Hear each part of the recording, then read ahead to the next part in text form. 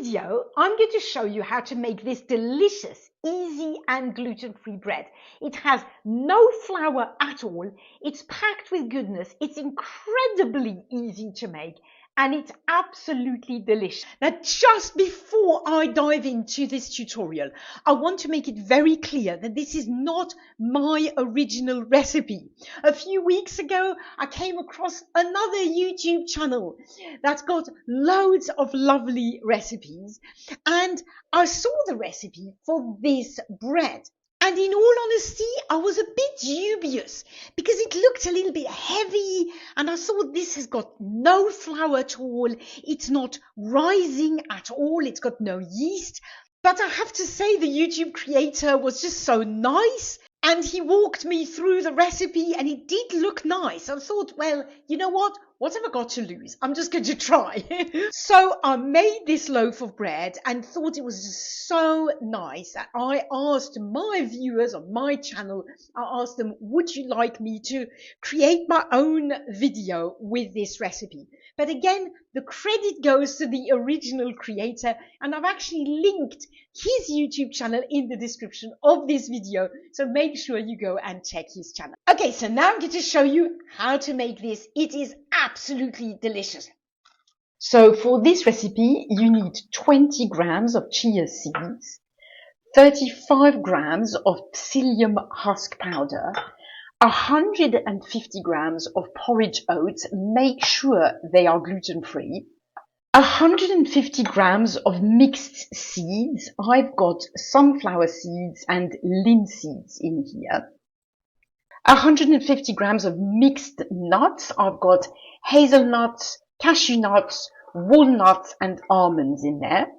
400 milliliters of water, 15 grams of olive oil and 10 grams of salt.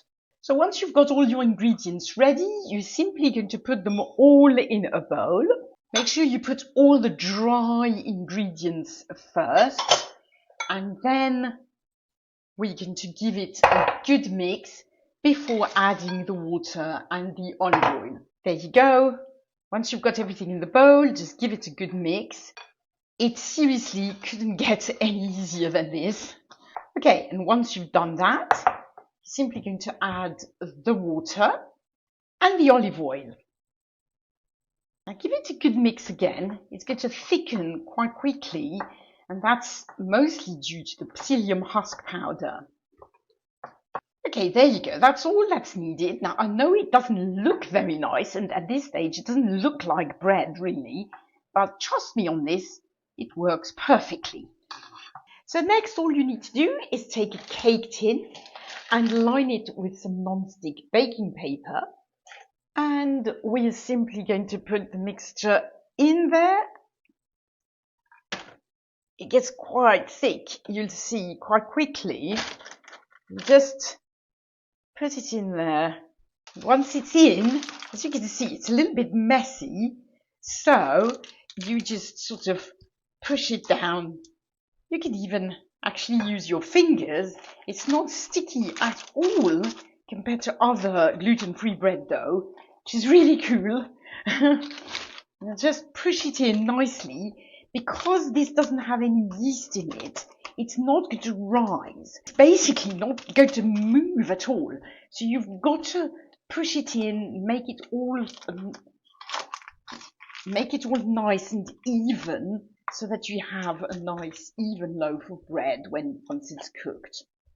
So when it's all ready like that, just let it stand for a few hours so that everything sort of expands a little bit. The chia seeds, the psyllium husk powder, the porridge oat, it will all taste a lot better if you let it stand for a couple of hours before you cook it. So now the next step is to put it in the oven for 60 minutes at 190 degrees. So after an hour, take the bread out of the oven and take it out of the tin. Then pull back the non-stick baking paper and we're going to put it back in the oven for another 15 minutes, just so it's really nice and crusty all around.